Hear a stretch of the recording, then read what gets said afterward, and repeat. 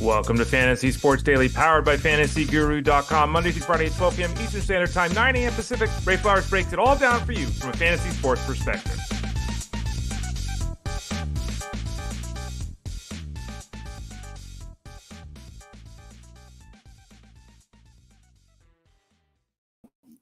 Hey there, everybody. Ray Flowers, FantasyGuru.com. Are you ready? It's MLB trade deadline day. Woo! Let's go.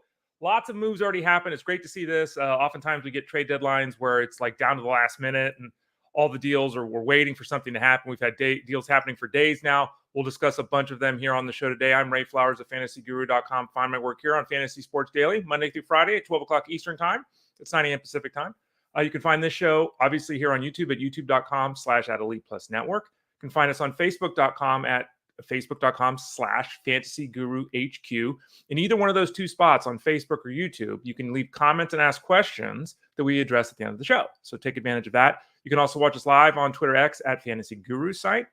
You can check us out in your local podcast network, whether that's Pandora or Spotify, YouTube Music, Apple Podcasts. Just type in Fantasy Sports Daily. You can always go to FantasyGuru.com, click the tab at the top that says Elite Plus, and that takes you to all the shows that are stored. As you can tell, I'm a little bit excited here. It's trade deadline day. One note before we get started here that in years past, and I unfortunately can't do it this year. I'm really bummed about that. I've always done a running diary on the trade deadline day. That won't happen. So today we're going to talk about a lot of the trades that have already occurred. We'll obviously address all the trades that we don't get to today. Tomorrow, I'm going to try to keep an eye on things that are going on here. You're welcome to chime in the chat rooms with any things you see happening over the next hour. Let's make sure that we have sources. If you could leave a source to let me know where it is. I'll try to keep John Heyman's line up, so at least we'll have some reports there throughout the next hour. What are we talking about on the show today? Well, like I said, we'll talk about the trade deadline. Garrett Crochet situation.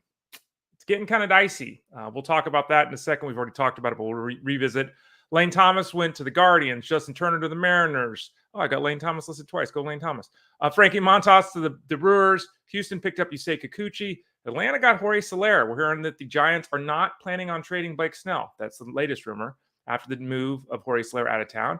The Dodgers get Amed Rosario, who we talked about this week. Just yesterday, we were talking about Amed Rosario, right?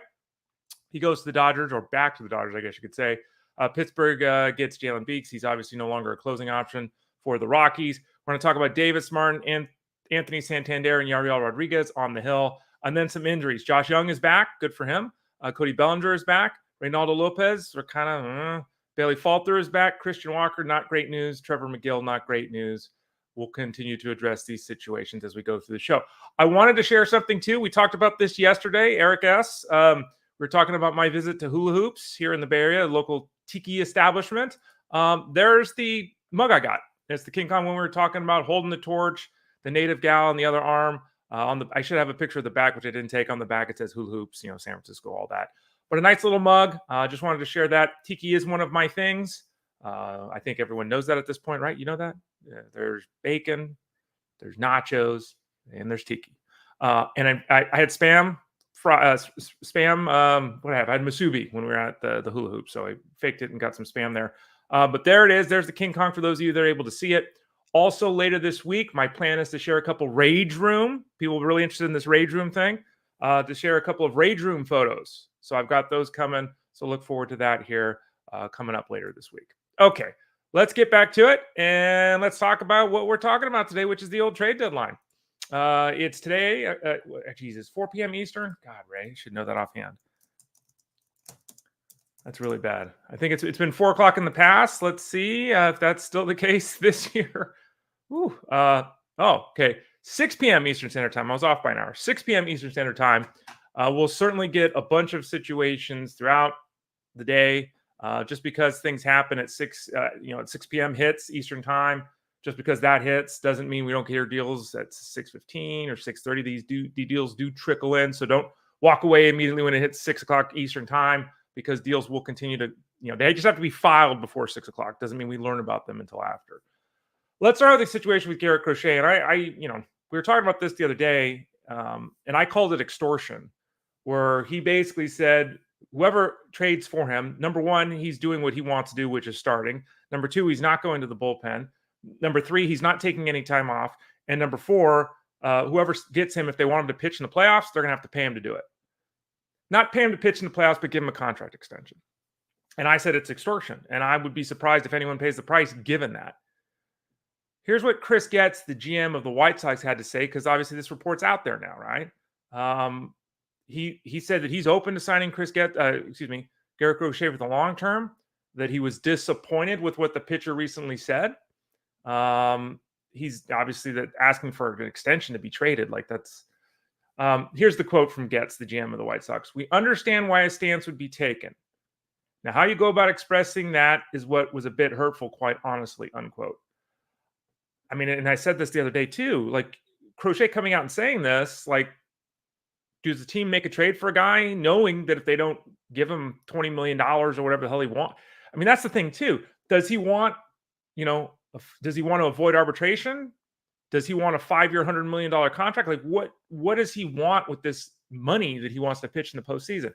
And what signal do you send to everyone in baseball if you're trading for a guy that tells you he's not going to play for you when the games matter the absolute most unless you pay him to do it?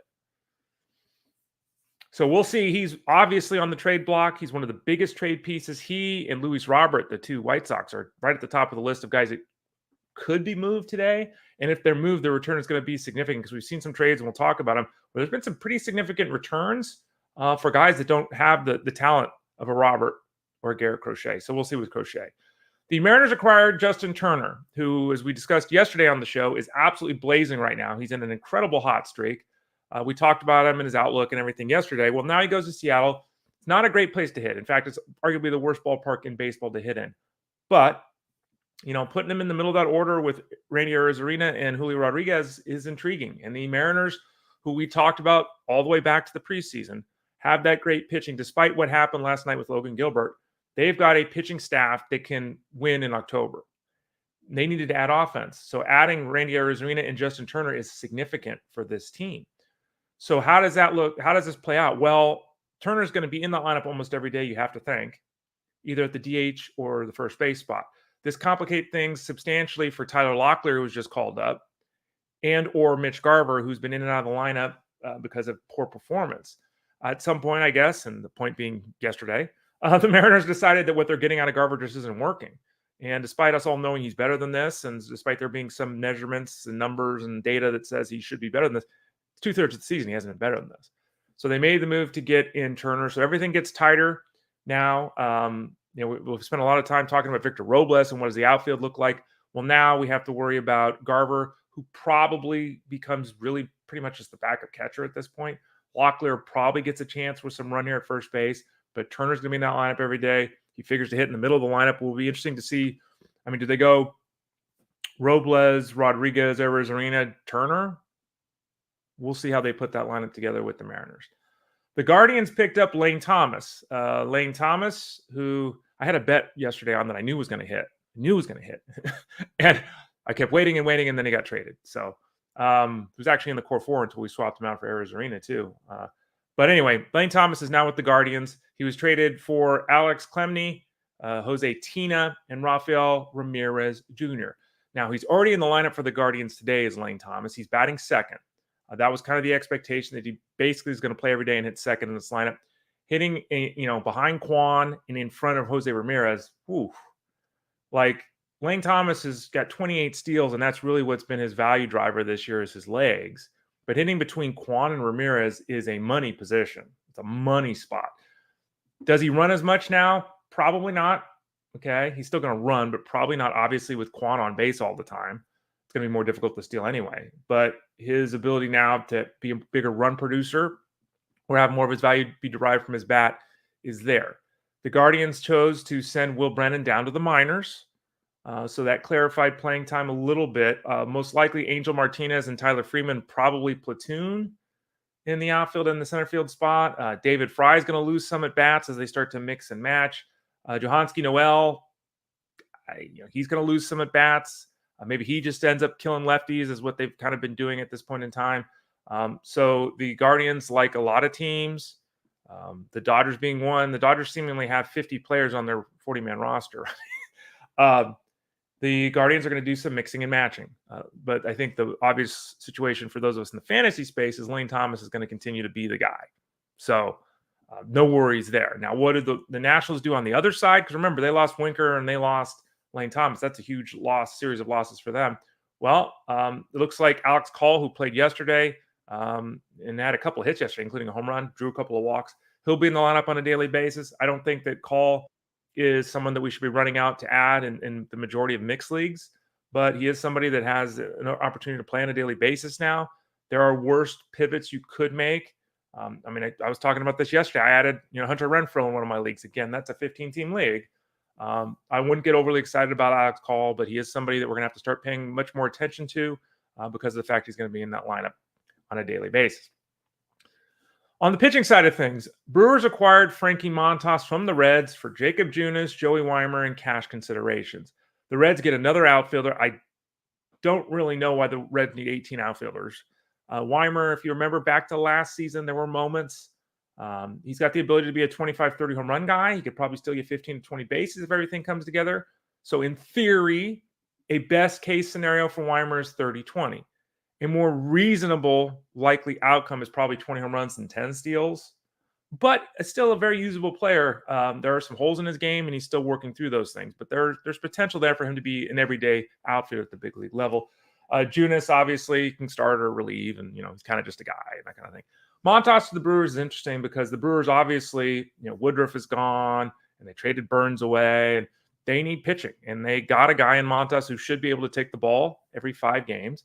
Is he sexy or exciting? No. He leaves a bad place to pitch in Cincinnati for another park that's not very good to pitch in Milwaukee. His ERA just ticked over 5. He's fine. He's just a guy. He's fine, but he's just a guy. So there was a question someone asked me about Montas. It's like, I've got Montas in my dynasty league. That's different. That's 14 teams, 50-man rosters, totally different. On a redraft league, I don't see the move to Milwaukee. You never know. Pitch mix change, and we have to keep an eye on it. But I don't think anything on the surface suggests that he's going to take a significant step forward in the fantasy space. This next one is an interesting one because Yusei Kikuchi is a free agent at the end of the season, and he's obviously going to want to get paid. He's going to want his 4 or 5 year contract, right?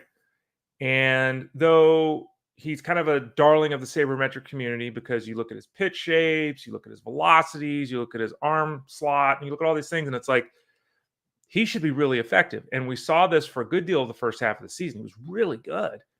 But for the last month or so, 6 weeks, really crap, right? The underlying metrics say that he's much better than the crap we've been getting, but again, we're getting crap. So the Astros think they can fix this, and quite frankly, they probably can. They can probably help. Now, again, he's going to be a free agent at the end of the year, so will he want to stay in Houston? Going from Toronto to Houston, that in terms of lifestyle, totally worldwide cosmopolitan city to Texas is a totally different scenario. So would Kikuchi want to stay there? We'll see. But it's a good addition for the Astros now, who have dealt with tons of injuries on the pitching side of things. Obviously, you never know how a guy's going to react. I should have said that at the start. You never know how a guy will react when he's traded into the playoff hunt and all these kind of things.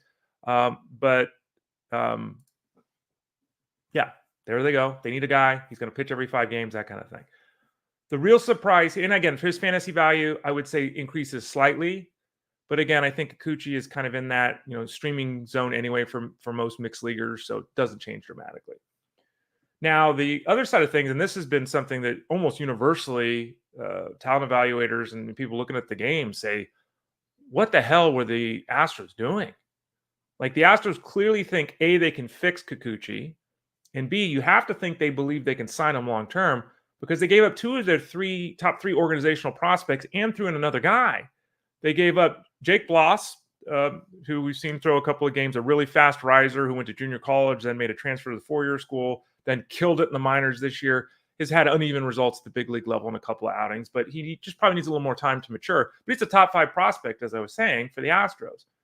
Joey Loperfido, who 3 months ago was going to take over a spot for this team and be a 25 home run guy this year, they traded him too. Loperfido can play in the infield. He can play in the outfield. He's got the ability to hit 25 to 30 home runs if it comes together. He could steal you 10 to 15 bases. Like, And they threw in Will Wagner, who's Billy Wagner's kid. And I was reading an article over at Fangraphs this morning, and they're like, okay, Bloss for Kikuchi straight up, okay. Loperfido and Bloss is like, whew, that's a huge price to pay. Throwing in Will Wagner, like, what are you doing? So it sounds like, according to pretty much majority opinion, that the Blue Jays did a very good job here, trading an asset that's going to be a free agent at the end of the season for 3 guys. Will Bloss go into the rotation right now for the Blue Jays? He might. We'll have to watch and see how that plays out. I think, again, he's still developing, so I'm not overly excited about his outlook the rest of the way. Loperfido, he's got huge contact issues. We've talked about that on the show here. And again, there's a lot of potential here, but he is an unfinished product. He could get some run down the stretch here, obviously, for the Blue Jays. But he's, at this point in time, both those guys, Bloss and Loperfido, at this point in time, are AL-only kind of guys. The Braves picked up Jorge Soler and Luke Jackson from the Giants for Tyler Matzek and Sabin Caballos, excuse me. So from the Giants side of thing, this trade does nothing other than clearing up money. And the Giants, there's a lot of teams that spend money in baseball, the Dodgers, the Red Sox, the Yankees. The Giants spent a lot more money than people give them credit for. They were right up against the luxury tax. And I think that surprised a lot of people, especially when you look at the roster, right? But they needed to do something financially, and they did that. The trade of Soler, as I mentioned earlier in this show, the most likely outcome, it appears at this point in time, is the Giants hold Blake Snell. And in fact, you hear Jorge Soler getting traded, and you think to yourself, well, the Giants decided that they're out of this. They're not going to make the playoffs this year. That's not what we're hearing. We're hearing that they traded Soler for flexibility roster-wise and financially, but not because they're giving in. So it doesn't sound like they're going to be trading their big piece with Blake Snell. And it doesn't sound like they're looking to sell. They're looking to buy. The Giants will be bringing up Marco Luciano from the minor leagues now. He is somebody that we have talked about before. He was in the preseason prospect, top 40 prospects in baseball, wrote about him in the preseason. He's a 22-year-old, 6'2", 185-pound shortstop who probably is going to have to move to third base.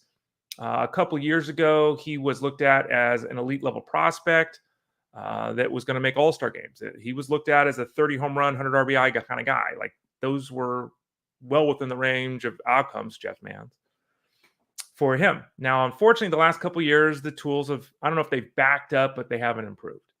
And so the expectations have been lowered. Again, it's most people's belief that he'll end up at third base. That obviously is not a position he's going to play with Matt Chapman with the Giants, but that's the belief they'll end up at third base. He can hit. So the assumption is the Giants are calling him up to be the DH. So we don't care what position he's playing right now. He's to be the DH. He's almost certainly going to be eligible at shortstop in your setup. He had 10-game run earlier this year. He had 27 plate appearances and hit 375. His numbers down at AAA, they're not very good. Let's be honest about that. His AAA numbers this year have a 755 OPS. He has cut down his strikeout rate, which is a nice thing to see. It was 36% in limited work at AAA last year. It's 27% this year. That's good to see. He certainly knows how to take a walk. He can drive the baseball. He has not shown the ability to do that consistently, even throughout the minor leagues. But the ball comes off his bat loud. So Luciano is somebody that NL only plays immediately at him if you can. Mixed leaguers, the range of outcomes here, Jeff Mans, is, Paul DeYoung on one end, a guy hitting 220 with 25 home runs.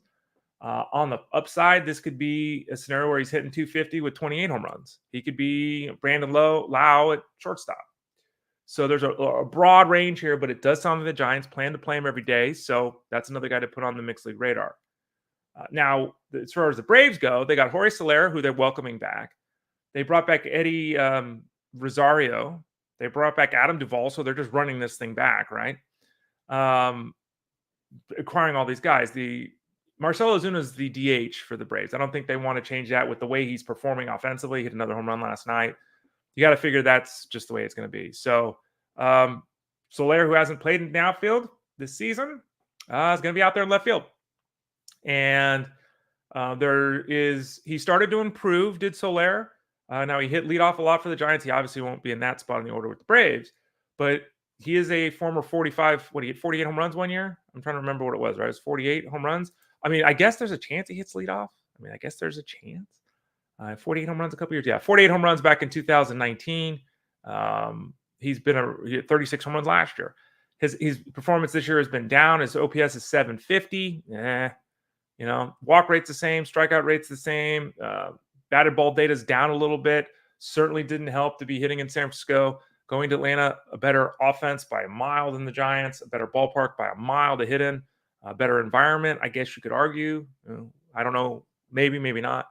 But you start looking at him with an outfield of, Jared Kelenic, Adam Duvall, and Jorge Solero, with Eddie Rosario on the bench, with Ramon Laureano on the bench, with Whit Merrifield, who can play infield and outfield on the bench.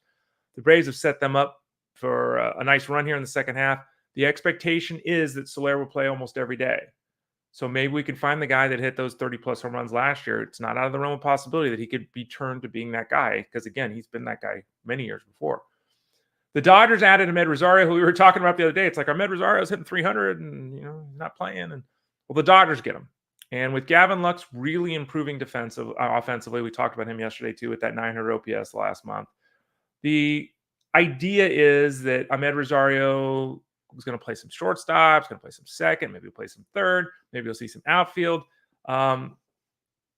It really depends upon how the Dodgers choose to play this. Now, the problem with the Dodgers is they have created a juggernaut, which is not a problem for the Dodgers. It's a problem for us in the fantasy space because you start looking at this team and it's like, okay, is Kiki Hernandez in the lineup? Is it Amed Rosario who's in the lineup? Kevin Biggio, is he still going to hang around? They added Nick Amed, right? They've got Max Muncy, who they'll welcome back at some point soon. They're going to welcome back Miguel Rojas soon. Mookie Betts is coming back soon. Tommy Edman is going to be active soon. Chris Taylor is going to be active soon. What are they going to do? Like they don't, And if you look at this, Muncy, Rojas, Betts, Edman, Taylor, none of them have options left, right? So unless the Dodgers make a trade today where they send somebody out, Chris Taylor, somebody gets traded away, what are they going to do? Muncy, Rojas, Betts, Edman, Taylor, Kiki Hernandez, Amed Rosario. Like, you don't go out and trade for Amed Rosario and then drop him, right? So Kevin Biggio's in big trouble. Nick Ahmed's in big trouble. When I say big trouble, I mean like released trouble. I have to think that Chris Taylor, despite being part of this organization for years, I don't think they get rid of Miguel Rojas, who's still a very good player, and he's a nice shortstop as well defensively. But they got too many guys. So we'll see what they do today. We'll see what they do because remember too, it's not just that; it's on the pitching side of things. Walker Buehler, Yamamoto. I guess those are the two guys. Bobby Miller's the other one. Sorry, they're going to be making all these roster changes. Dodgers got so much talent; it's crazy. Amed Rosario, I don't think his value improves. I don't think anyone was using him in a mixed league anyway. He's a multi-position guy to use in league-specific scenarios. Pirates acquired Jalen Beeks. Does that mean they're going to trade Aroldis Chapman? Does that mean they think they're still in this and they're going to try to make additions today? Obviously, it removes Beeks from consideration for saves in Colorado. If anyone cares, I don't know if anyone does. The White Sox, they traded away Eric Fedde. And by the way, I have an article over at fantasyguru.com for those of you that subscribe to the site.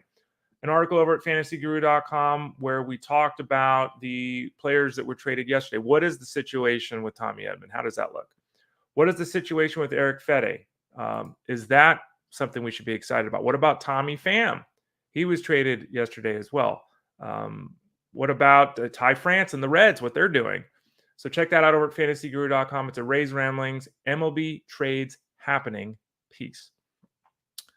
The White Sox, for now, have Eric Fedde out of the rotation. Again, we talked about Garrett Crochet. What is this going to mean for Crochet? Is this a scenario where, he's around, he's not around? We'll see. They might need another spot in the rotation. But for now, Davis Martin is going to go into the rotation for Eric Fedde. He's been working his way back from Tommy John surgery. He's yet to throw 70 pitches, so he's still ramping up in his return from Tommy John surgery. He made his debut for the White Sox on the weekend, only threw 2 2/3 innings. He hasn't been in the big leagues for a couple of years coming back from that. He's fifth starter material. He's not somebody, Davis Martin, that we should be excited about unless we're in an AL-only league. It would be surprising if, he gets into any mixed league relevance this year, and B, what are you going to offer for a White Sox team that, in theory, if they trade Robert and Crochet, is one of the worst talent base major league rosters we've seen in decades. So just wanted to talk about him, but are also warned that not likely to be a scenario where we talk about good things with him. Anthony Santander, excuse me, I can't say his name. Santander. He's got 7 home runs in 11 games after hitting another one last night. And I just wanted to give him a shout out because he's, he and Ryan O'Hearn don't get talked about enough. We talked about Ryan O'Hearn. We made a point of doing that. We've used him many times in the cash game breakdown over at fantasyguru.com. Again, I'll be writing that later today. I'll also have my bets out later this afternoon. Oh, and by the way, I'm getting my prescription sunglasses today. Hey, my Maui Gems looking good. Santander, he had 33 home runs with 89 RBIs a couple of years ago. Last year, he had 28 home runs and 95 RBIs. This year, he's already up to 30 home runs and 70 RBIs. He's got a chance to hit 40 home runs this year. Certainly got a chance to go past his 33 home runs for a career best. But we're looking directly at a third straight season of 28-89. It's coming. And, he's hitting 243 and his on-base percentage is 310. Yeah. So if you're in an on-base percentage league, it doesn't help. If you're in a batting average league, he doesn't help. He's basically just an average guy there. But, he could qualify in infield and outfield depending on your setup. He's blazing hot again, 7 home runs in 11 games. Just wanted to give him a shout out because of all the talk about the youngsters. Let's give some props to the older guy. He's not old. How is he, 30? How old is he? He's 29 and 9 months. He's not even 30 years old yet. But he's up to 30 home runs. And it's one of those things like with this recent run of 7 and 11 games, 30 home runs, right? Like, didn't that sneak up on everybody? He's got 30 home runs. He's got 30 home runs. He's having another strong season for the Orioles. Yariel Rodriguez, and this one is, I saw some befuddlement yesterday. The Blue Jays sent him down after giving up 4 runs, 3 of them earned in his 2/3 innings of a start on on Monday. And people were like, oh my God, you demoted him because he had one bad game. He didn't get demoted because of one bad game. He got demoted because he didn't throw a pitch last year that counted. And we talked about this when he was promoted. I had Yariel Rodriguez in my Tout Wars team for a couple of weeks. And, it's like, what's his role going to be? And remember, in that league, my Tout Wars league is an innings pitch league, not victories. We replace victories with innings pitched. So it's like, how's this going to work? In that setup, it just didn't work. Now, he's pitched very well. His 4 starts before his last one yesterday. His area was 2, and he had, strikeout an inning, 3-1, strikeout to walk ratio and all that. But he didn't throw an official pitch last year, right? So this is that team managing his innings. And, what we see, teams are kind of hiding this a little bit, if this makes sense. A lot of teams go bullpen games. They go, we call up some minor leaguer to make a start. The guys, instead of having 4 days off between their starts, are getting 5 days off between the starts. So teams are mixing and matching the rotation to try to keep their pitchers active. Because as we talk about all the time, with all these guys across the major league landscape already here at the start of August, we got 2 full months left. All these guys across the landscape of Major League Baseball, basically right up against career highs in innings pitched already. What are the final 2 months going to look like? I've shared a lot of doom and gloom with you about a lot of pitchers. We'll see. Rodriguez is one of the guys we talked about. Luis Hill's another guy. I was talking about a trade offer with Seth Lugo. Seth Lugo is basically right up against his innings pitch mark of last season, isn't he? And not that there's, maybe I'm off on that. Let me take that look. Not that there's anything wrong, as I've discussed with you all with Seth Lugo, the Royals are just going to let him go. Yeah, he's 4 innings off his career high in innings pitched. We got 2 months left. And it's not just will the team let this guy exceed his innings pitch mark? It's how will the player perform when they exceed the mark, right? Will the stamina hold up? Will their control hold up? Will their location hold up? Will their velocity hold up? Will they rebound between starts as well? Will they need extra time between starts? All those things have to be factored in. So, and again, the case of Rodriguez, it's disappointing given how he's performed. Not surprising at all, given where he's at. And this is kind of a harbinger of what's going to happen the rest of the way, because this is how it is in baseball in 2024. Josh Jung was activated from the 6-day injury list by the Rangers. He's back out there ready to go. He wasn't in the lineup yesterday. Should be out there today.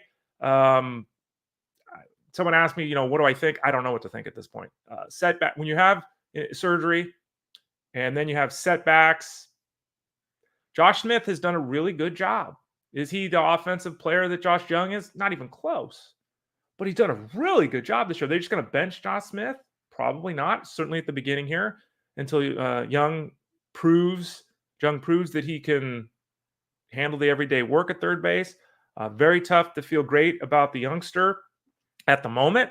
Certainly has the potential to be a difference maker player the last 2 months. Very hard to get there right now. It's just been too long. There's been too many setups, and the presence of Josh Smith does complicate things. Cody Bellinger is back from the injured list. He's about 3 weeks removed from fracturing his finger. It sounds like he can't throw. So it sounds like the Cubs are saying that he can't throw, but he can hit. So he's going to be the DH. He's expected to be in the lineup today as the DH for the Cubs. So we'll see how that goes. I've told the story many times. I actually broke my thumb when I was can you tell? Yeah, you can't tell on the screen. Maybe you can tell on the screen. Anyway, I broke my thumb when I was a 14-year-old playing pony baseball. I was playing first base. I had a wayward pickoff throw that I dove for. When I dove, caught the ball with my left hand, put my right hand down to protect my face, right, from smashing into the ground. The guy coming back into first base stepped right on my thumb, crushed it with his cleat. I'm bleeding everywhere and everything like that. I went to the dugout, wrapped it up with some gauze that I had in my bag, some tape, went up, and I hit with my thumb completely. For those of you looking, I just put the bat in my hand. My thumb wasn't even on the bat. I swung without my thumb on the bat. And I hit a ball off the center field fence. If I had my thumb, I probably would have hit it 50 feet over the left center field fence because I just couldn't get through it. But I got back to the dugout, and my coach was like, "Holy shit!" Because I was bleeding everywhere. Like I was like a stuck pig. And he made me leave the game. He made me go to the hospital, the whole thing. I was going to try to keep playing. But the bottom line is you can hit, depending upon which finger it is and how you grip it, you can. Now, it's not easy, but we'll see how it goes with Cody Bellinger. Reynaldo Lopez, who we were very nervous about with the forearm issue that he was left his last start with, the Braves are not putting him on the injured list. We are hearing that the MRI did not reveal any structural damage. Good news. Does not mean he's going to avoid the injured list. It does not mean he's going to be out there for his next turn through the rotation. It does not mean he's going to pitch well the rest of the way. All things considered, this is positive news with Reynaldo Lopez. Again, what does it mean? We shall see. The Pirates activated Bailey Falter. In fact, he's going to start today for the Pirates, coming back from, I think it was a triceps issue, right? Triceps, biceps, I'm forgetting off at this moment in time. Luis Ortiz has pitched very well for the Pirates. I really struggle to see them taking Ortiz out of the rotation. Maybe they go 6-man rotation. Maybe Falter goes to the bullpen. We'll have to see, get some more clarification on how that works, because Falter was useful as a streamer in mixed leagues, and Luis Ortiz the last month and a half has been really good as a streaming option. Christian Walker is not in a good spot. He left the game with a left oblique tightness. The manager basically said something like, "It's not great." They're saying, "Well, we're running MRIs and we'll see." An oblique issue where you're running MRIs and the manager's saying it's not great. I would be stunned if Walker doesn't go on the injured list. As we know, with oblique issues, 2 to 6 weeks are kind of where we're at. So there's a chance that, Christian Walker misses the majority of the rest of the season. We shall see. We'll hope we'll get better news than that. Pavin Smith is the guy that we're anticipating being called up if there's not a trade today. A guy being called up from the minors, and, he's a competent player, and stick him in the lineup and whatever.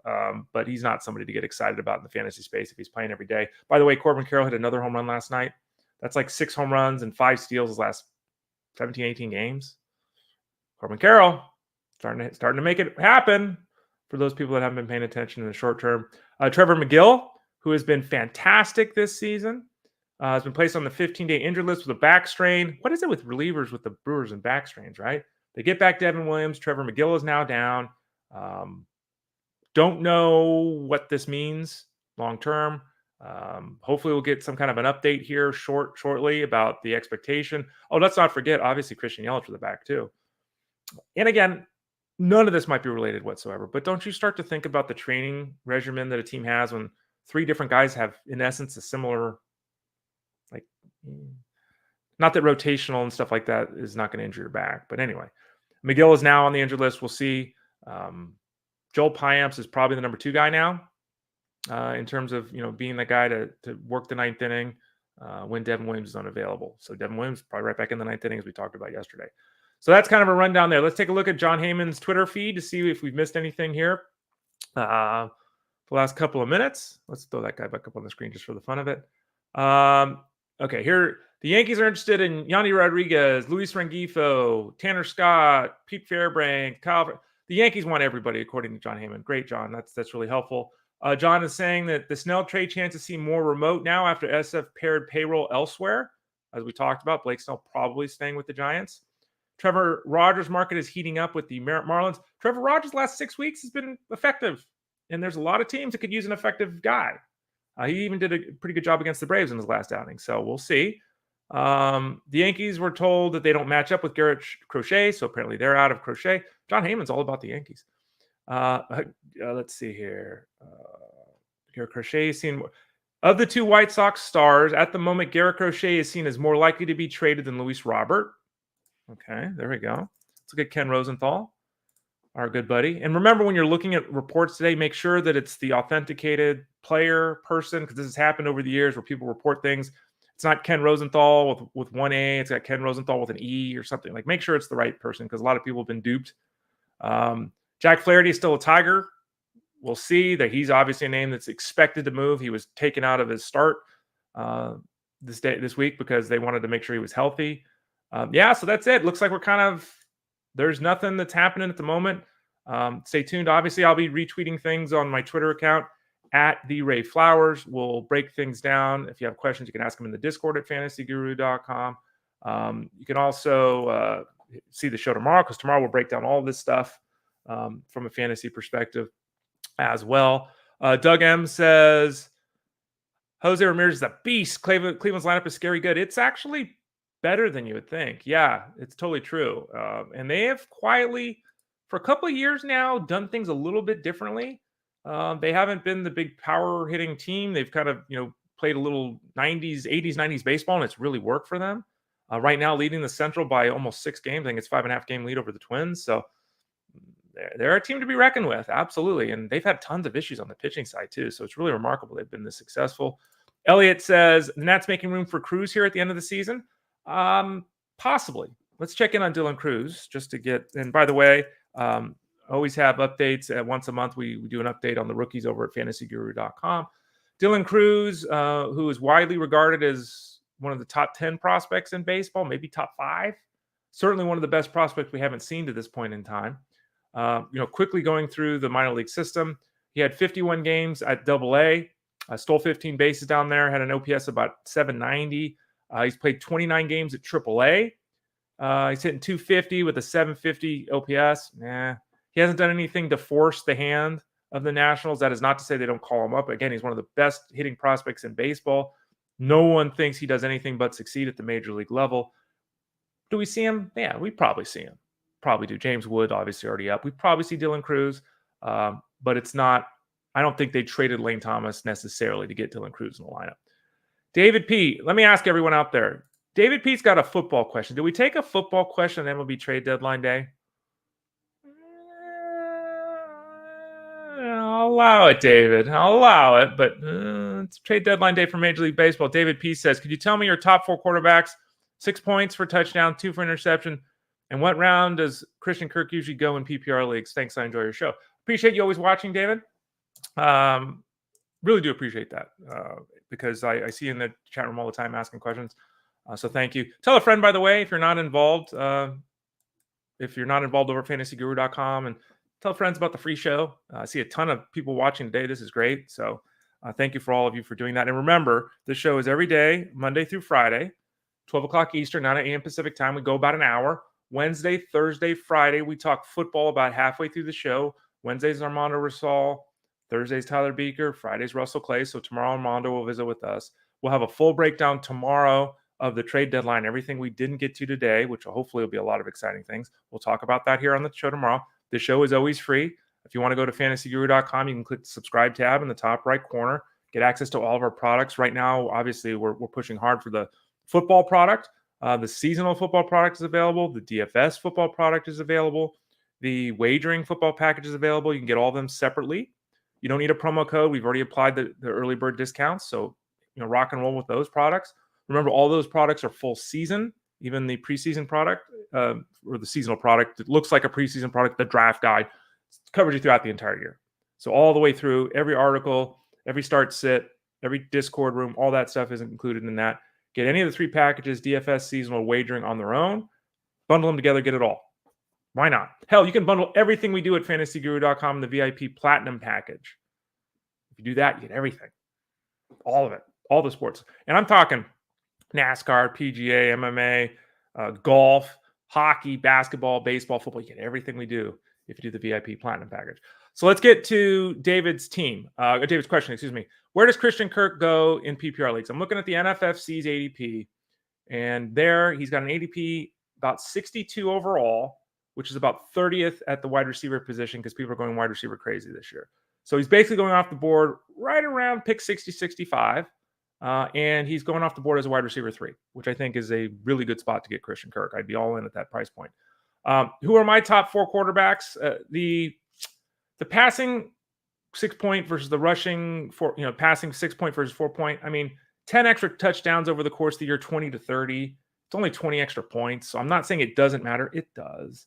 But a lot of times I think too much of was it 4 points or 6 points? Because 20 touchdown passes versus 30 touchdown passes. It's 10 extra, 2 extra points. It's 20 points. So it's barely a point a week.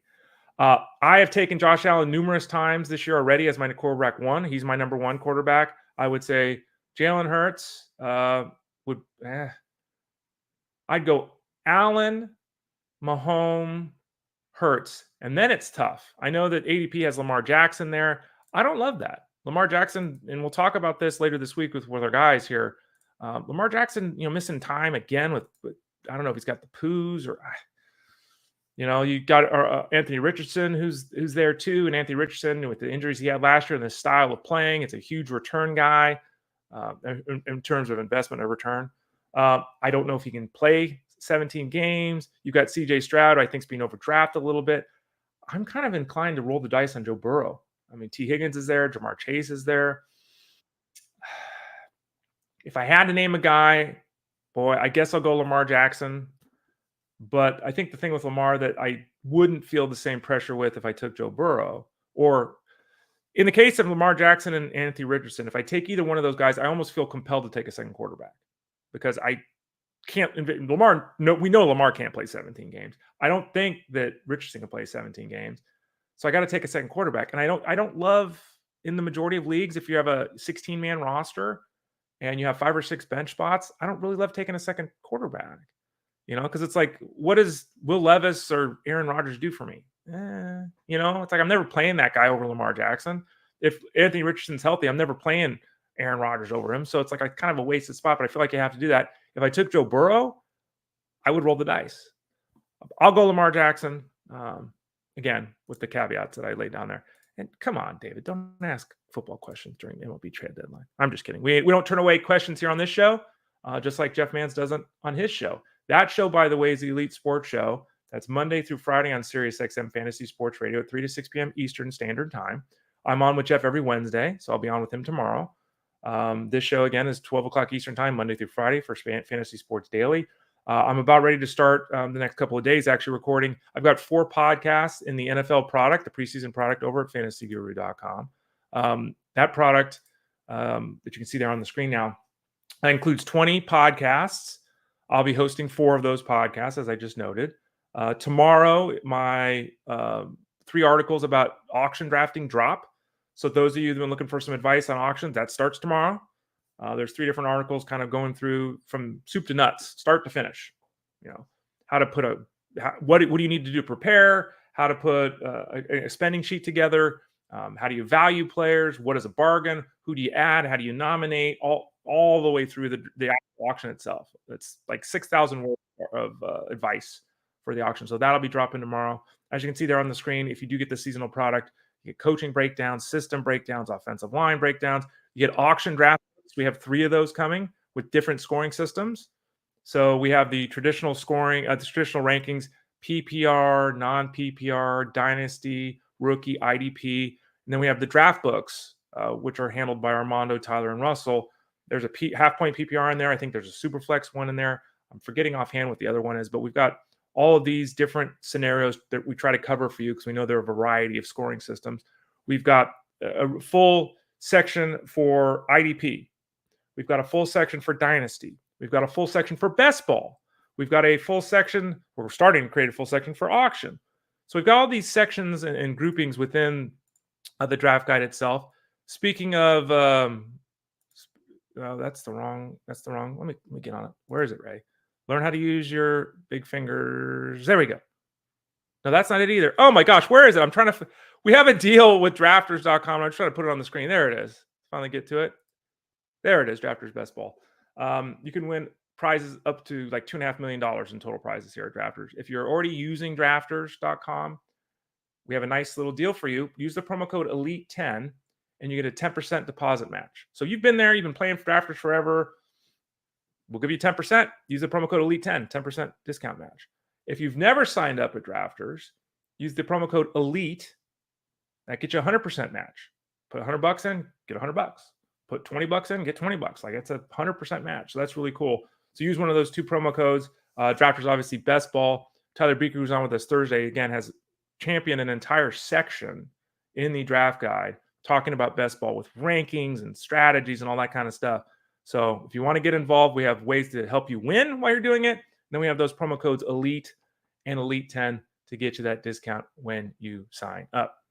All right, finally, I see a note here from Great Filibuster. Ray, I need my pitching to take a step up, and could River Ryan help down the stretch? River Ryan could help down the stretch. I'm very dubious of River Ryan helping down the stretch, not because of his talent base or not because he pitched for the Dodgers, but I just don't. How does this work? Tyler Glasnow's in the rotation. Clayton Kershaw's in the rotation. Gavin Stone's been terrific. Okay, so let's say those three guys are in the rotation. We then have got Bobby Miller coming back. We've got Walker Buehler coming back. We've got Yoshi Yamamoto coming back. So that's three guys. So now we're up to 6 guys, right? 6 guys. That doesn't include other youngsters, other guys on the farm. That doesn't include guys they're going with right now, like Roblowski and River Ryan. I think River Ryan will be effective however long he starts. I don't know how many starts he makes. With the way the Dodgers are manipulating this roster, I can't tell you they're not going to make another trade too. I mean, they're in, right? They're in. So River Ryan, intriguing, solid, and I would have very little problem using him when he's active.